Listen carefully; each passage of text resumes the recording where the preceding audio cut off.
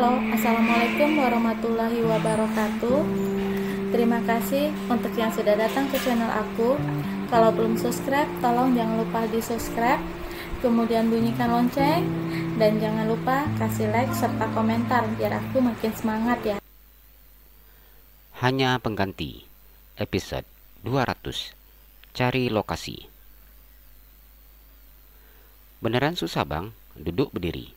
Hana tersenyum mana suaminya sedang bantunya untuk berdiri dari kursi roda. Iya dek, abang tahu, makanya ini ditolongin. Davin tersenyum menapuskan istrinya duduk di tepi tempat tidur.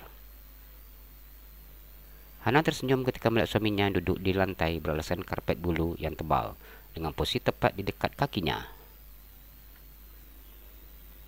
Davin memegang kaki Hana yang bengkak. Apa mau kita periksa kakinya? Ada rasa cemas ketika melihat kaki istrinya yang sudah membengkak. Enggak usah. Kalau kata si Bibi memang seperti itu.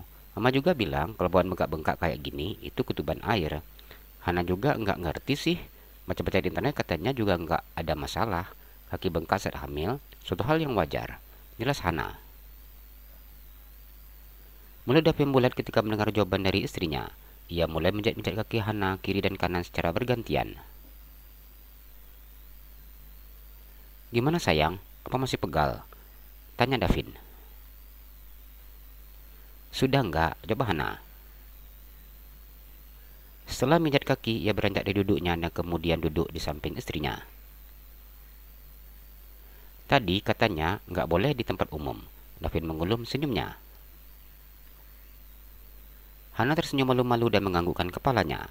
Meskipun anak mereka sebentar lagi akan lahir, namun tetap saja Hana malu-malu seperti ini bila suaminya merayu dan menatap matanya tanpa berkedip. Davin menyelipkan jarinya di dagu Hana. Ditatapnya bibir kecil dan berwarna merah ceri.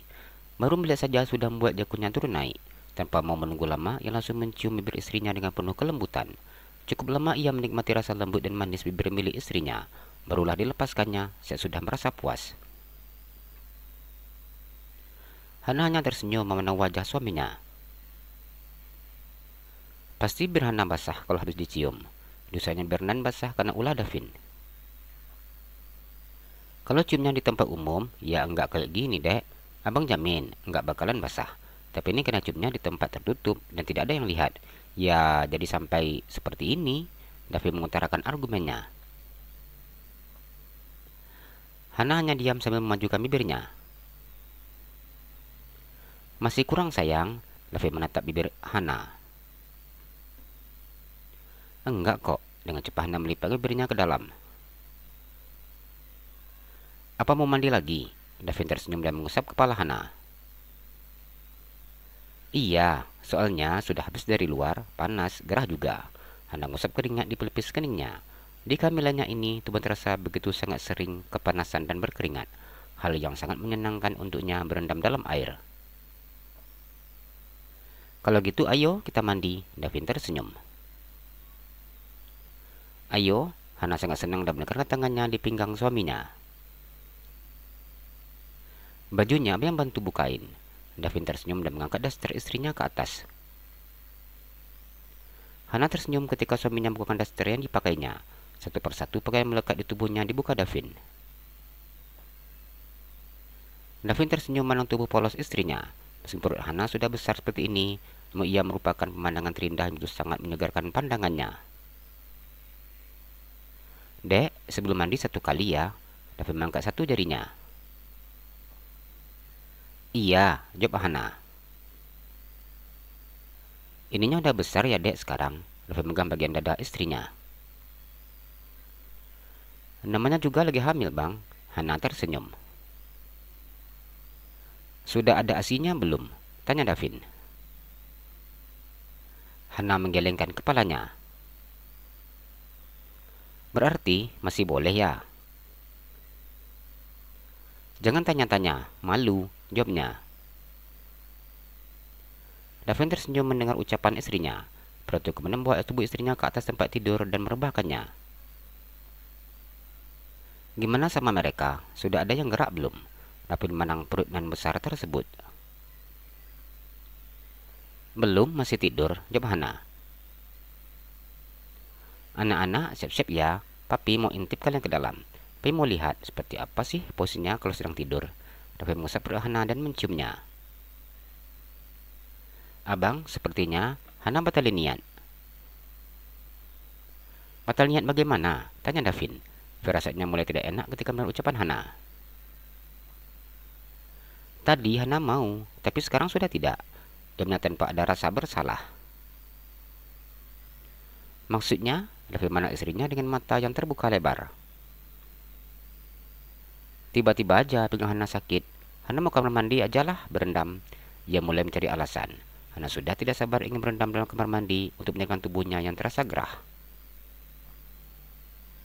Davin melihat istrinya dengan mengurangkan keningnya. Ia tahu bahwa Hana hanya sedang berpura-pura.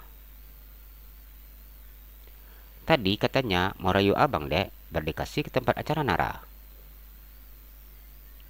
Oh iya lupa. Ya sudahlah kalau gitu. Ayo cepat. Davin ingin tertawa ketika mendengar ucapan istrinya, agar Hana tidak berubah pikiran lagi dengan pria itu mulai melancarkan aksinya. Nara dan Fatan mulai sibuk mencari lokasi untuk acara pertunangan mereka. Sesuai dengan keinginan Nara, ia ingin mencari hotel yang tidak begitu besar, mengingat mereka hanya membutuhkan gedung untuk acara pertunangan, dan tamu undangan juga tidak banyak.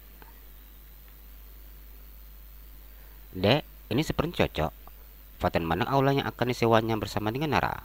Ini sebuah hotel yang kelima yang didatanginya. Tapi, mie gedung dan catering, perasaan mahal sekali bang. Nara.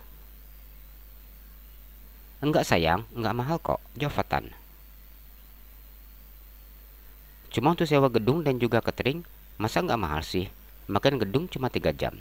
Cari tempat yang lain aja ya, ajak Nara. Fatan menggelengkan kepalanya. Ini aja sayang, lokasinya strategis, ruangnya juga besar dan bersih. Untuk masalah pembayaran, abang yang bayar. Fatan tersenyum dan melakukan negosiasi bersama dengan Nara. Nggak usah, uang di Nara ada. Nggak apa-apa, uang sama adek pegang aja dulu. Nanti pakai untuk yang lain-lain. Fatan tersenyum dan mencubit pipi calon istrinya. Iya, jawab Nara. Fatan tersenyum memandang calon istrinya yang sangat perhitungan. Sejak tadi sudah 5 hotel didatanginya dan semuanya ditolak Nara karena budget yang terlalu besar menurutnya. Sudah malam, pulang lagi ya. Fatan menang Nara. Lihatnya wajah Nara yang tampak sangat kelelahan. Sepulang dari kantor mereka langsung berkeliling mencari hotel.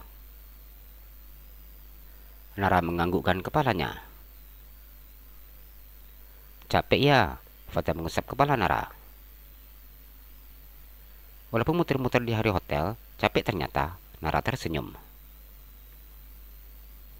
Kita makan dulu tapi ya.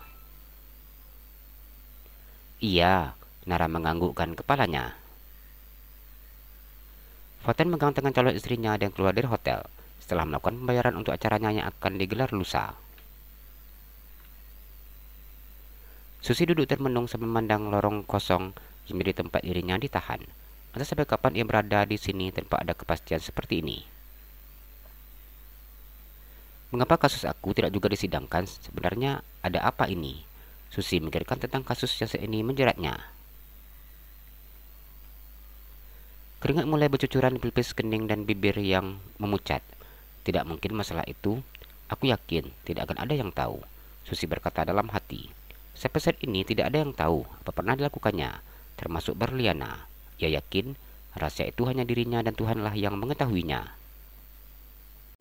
Jalan-jalan ke Pekanbaru, jangan lupa beli sepatu. Kalau kamu suka channel aku, please subscribe aku. Terima kasih.